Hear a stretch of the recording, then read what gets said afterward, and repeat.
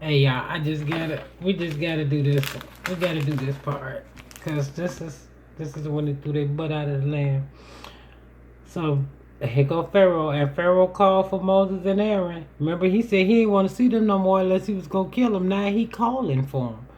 He called for Moses and Aaron by night and said, "Rise up and get your."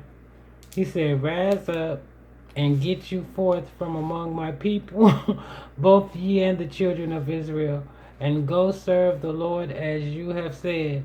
Also take your flocks and your herds." He said, "As ye have said, and be gone, and bless me also." He said, "Pray for me also." And the Egyptians were urging upon the people that they might send them out of the land in haste. They was putting them out, for they for they said, "We be all dead men." They know that Pharaoh was doing this. He brought the wrath of Yah upon y'all.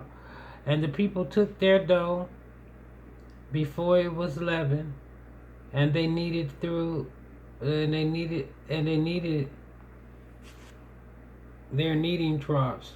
Okay, being brought up in their clothes. Okay, so they put their food in their clothes. They put the bread, because you know the next day was gonna be unleavened bread. They had to have the unleavened bread feast. And the reason why they have the unleavened bread is because Pharaoh put them out in the middle of the night where the bread couldn't rise. The yeast hadn't settled in, so it was unleavened. They couldn't even put the yeast in it. They put that stuff up, on their shoulders. And the children of Israel did according to the words of Moses, and they borrowed from the Egyptians. Remember the jewels, the silver, and the gold, and the raiments. They borrowed clothes too. And the Lord gave the people favor in the sight of the Egyptians, so that they lent unto them such things as they required, and they spoiled the Egyptians. When they say they spoiled them, that mean they took their stuff. They took they took gold. They took things from Egypt: clothes, gold, silver, jewels. So they left there rich. Just like we're gonna do when we leave here. When we leave here and go back home, we're going back rich. We're not going back broke. Think what you want. We going back rich. Gold, silver, clothes. Yeah. So you have to pay for all the services that they got out of you. They enslaved the hell out of Israel. Yeah, they did. And y'all know they did. So the Lord gave them favor, and they spoiled the Egyptians. And the children of Israel, they journeyed from Ramses, Succoth, about 600,000, over 600,000 on foot. That they were men besides children.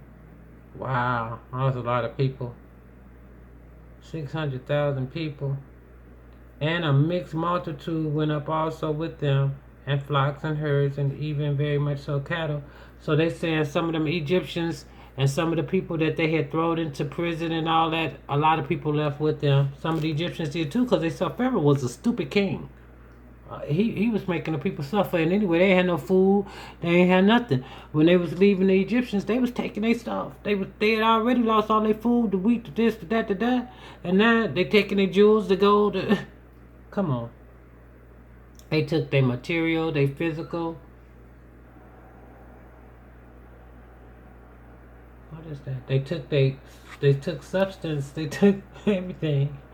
And they baked unleavened bread cakes of the dough which they had brought forth out of the land of Egypt, for it was not leavened, because there was no thrust out. Because they were thrust out of Egypt and could not tarry, neither had they prepared for themselves any victuals, food. Now the sojourning of the children of Israel who dwelt in Egypt was 437 years.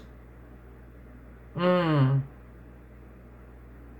it came to pass at the end of the 430 years, even the self same day, it came to pass that all the host of the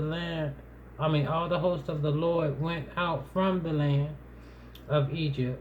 So all of them left. And it is a night to be much observed unto the Lord for bringing them out of the land of Egypt. This is the night of the Lord to be observed for all the children of Israel in their generations.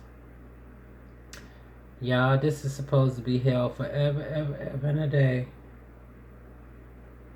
Hallelujah. And the Lord said unto Moses and Aaron, This is the ordinance of the Passover. There shall no stranger eat thereof, but every man's servant that is brought for money, when thou hast circumcised him, then shall he eat thereof. So they saying uncircumcised men couldn't eat this. A foreigner and a hired servant shall not eat. In one house shall it be eaten. Thou shalt not carry the flesh abroad out of the house. So they saying this it's not supposed to be taken out of the house, it's supposed to be eaten within that house. And neither shall they break any bones thereof. They saying that the animal should not have a broken off leg. You know how I want the leg, I want the thigh, I want the breast. Couldn't do that. You had to pull off the meat. That's the only way. You couldn't break the bones. And all the congregation of Israel shall keep it. And when keep the feast day. That's what they say. Keep the Passover. And when a stranger shall sojourn with thee, and will keep the Passover to the Lord, let all his males be circumcised, and then let them come near and keep it, and he shall be as one that is born in the land, for no uncircumcised person shall eat thereof. So if your ding ding ain't been cut on, man, your private ain't been circumcised, you can't eat the Passover. One law shall be to them that is homeborn, and unto the stranger that sojourn among you. Thus did all the children of Israel, and the Lord commanded Moses and Aaron so did they. We in retrograde, y'all. That's why all this stumbling bumbling coming from. And it came to pass that the self same day that the Most High did bring the children of Israel out of the land of Egypt by their armies. Hallelujah. Hallelujah. Alright, y'all. That's the end of lesson, blessings, and messages.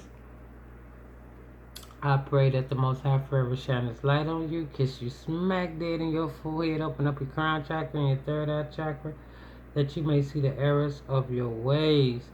But Lord, Lord, Lord, I hope you really see the error of Pharaoh's ways. You see how one man caused all those people to be punished and suffer because he was stubborn, which is witchcraft, and disobedient, and a liar.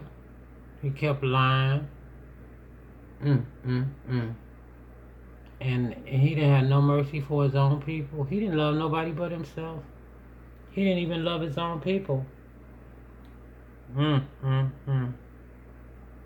Lord have mercy.